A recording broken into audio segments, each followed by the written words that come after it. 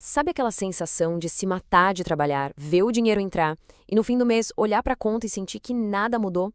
Pois é, se parece que a vida é uma esteira e não importa o quão rápido se corra, o cenário é sempre o mesmo, essa conversa é importante. A verdade, que talvez seja um pouco dura de ouvir, é que o problema não é a falta de esforço. O problema é que muita gente está jogando o jogo errado, sem nem saber que existe outro jeito de jogar. Então, qual é o segredo? Por que tanto suor parece não levar a lugar nenhum? A resposta é simples e, ao mesmo tempo, vai contra tudo que nos ensinaram. O jogo não é sobre trabalhar mais, é sobre fazer o dinheiro trabalhar. A maioria das pessoas está focada em encher um balde furado com mais e mais água, correndo mais rápido, em vez de parar um minuto para consertar os furos. Vamos mergulhar fundo nisso. Essa ideia de jogar o jogo errado é a chave de tudo. Vou mostrar os 4 erros mais comuns que mantêm as pessoas presas nesse ciclo. E o mais importante, um plano claro para virar esse jogo de uma vez por todas. De um lado, tem a crença que martelaram na nossa cabeça: mais esforço é igual a mais dinheiro. É a imagem do hamster correndo cada vez mais rápido na rodinha, achando que uma hora vai chegar em algum lugar. Do outro lado, a realidade que quem prospera entende. A construção de riqueza vem de uma estratégia inteligente, não de esforço bruto.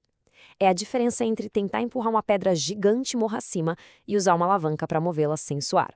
O primeiro grande erro, a base de toda a armadilha, é trocar tempo diretamente por dinheiro. É o modelo do emprego tradicional, do autônomo, do profissional liberal. Parece ser o único caminho, né? Mas ele tem um defeito de fabricação gigantesco. Pensa bem, uma pessoa trabalha 8 horas, recebe por 8. Se fica doente ou sai de férias, a renda para. Se quiser ganhar o dobro, em teoria, precisaria trabalhar o dobro, o que é impossível. Isso cria um teto de vidro invisível. Não importa o quão bom profissional alguém seja, o dia sempre vai ter 24 horas. É um sistema feito para manter a gente na corrida e não para deixar a gente vencer. Agora, o segundo erro que atrai sueiro e pega até quem consegue um aumento: o ciclo do estilo de vida. Também é conhecido como inflação do estilo de vida. É aqui que a aparente vitória de um salário maior se transforma silenciosamente em uma derrota. E a armadilha é sutil, viu? Vem a promoção e, de repente, aquele celular novo não é mais um luxo, é uma necessidade para o trabalho. O delivery, que era só no fim de semana, vira a regra na terça também, porque a gente merece depois de um dia cansativo. O carro antigo, não combina mais com o novo cargo. Quando se percebe, o custo de vida inflou e comeu todo o aumento. Vamos visualizar isso para ficar bem claro. No começo, a situação é apertada. Uma renda de 2.000, despesas de 1.900. A margem é de só R$ 100. É a realidade de sobreviver, de pagar as contas na ponta do lápis e torcer para que nada quebre. E aqui está a virada que poucos notam. A renda mais do que dobra, vai para 5.000. Um sucesso, certo? Errado. Olha só as despesas. Pularam para 4.900. A margem de respiro continua sendo os mesmos R$ 100. Na prática, a pessoa só ficou pobre de um jeito mais sofisticado. Não construiu riqueza, só construiu uma gaiola mais bonita e muito mais cara.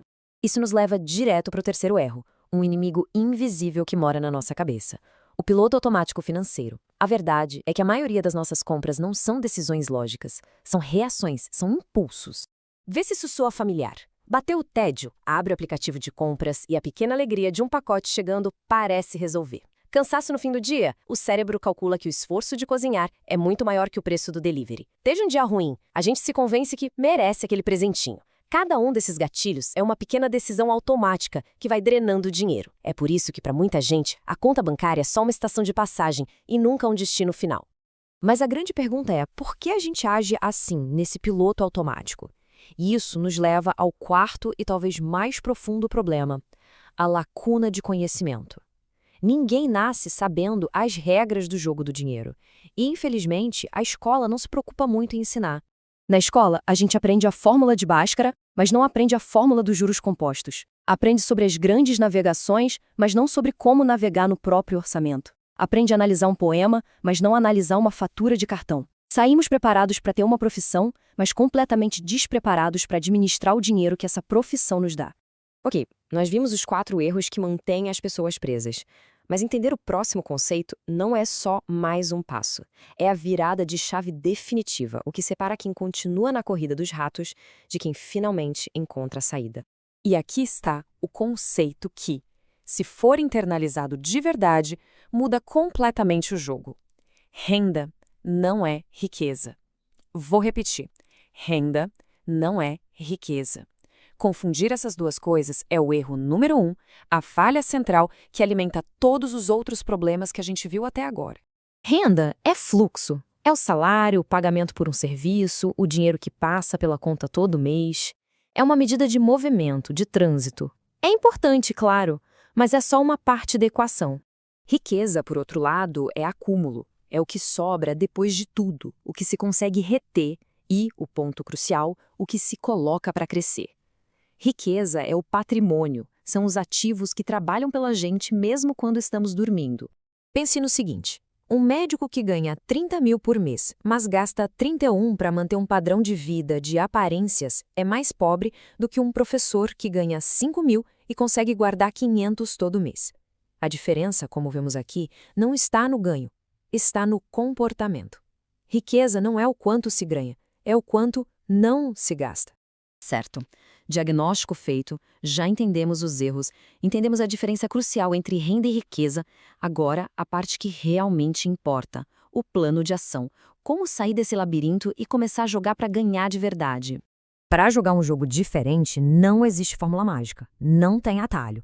O que existe é um plano de jogo, simples, claro e focado em mudar a base de como lidamos com o dinheiro, começando hoje. O plano tem 3 passos essenciais. Primeiro, perceber. Basicamente, acender a luz. É preciso saber para onde cada real está indo. Pode ser um app, uma planilha, um caderno. A ferramenta não importa. O que importa é a clareza. Segundo, criar uma margem. Simplesmente gastar menos do que se ganha. Ponto. Mesmo que sobrem R$ 50 no primeiro mês, essa já é a primeira grande vitória. E terceiro, o passo mais importante, acumular. Começar a construir uma pequena reserva de segurança. Esse dinheiro parado na conta é o primeiro passo para o dinheiro que, no futuro, vai trabalhar por você. E aqui tem um ponto fundamental que a maioria ignora. Antes de sonhar em investir e ficar rico, o primeiro e mais importante objetivo é estancar os vazamentos, é parar de perder o jogo.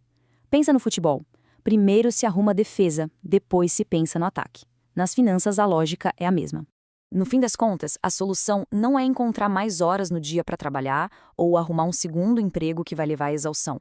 A solução é parar de sabotar o próprio progresso com um sistema financeiro que joga contra a gente. Se essa estrutura interna não mudar, não importa o tamanho do aumento, o resultado vai ser sempre o mesmo. A maioria das pessoas passa a vida inteira jogando um jogo sem conhecer as regras e, por isso, nunca vence. Agora as regras estão aqui. O mapa está na mesa. A pergunta não é mais por quê, mas sim quando. Quando vamos parar de correr na rodinha e começar a construir nosso próprio caminho? A jogada agora é nossa.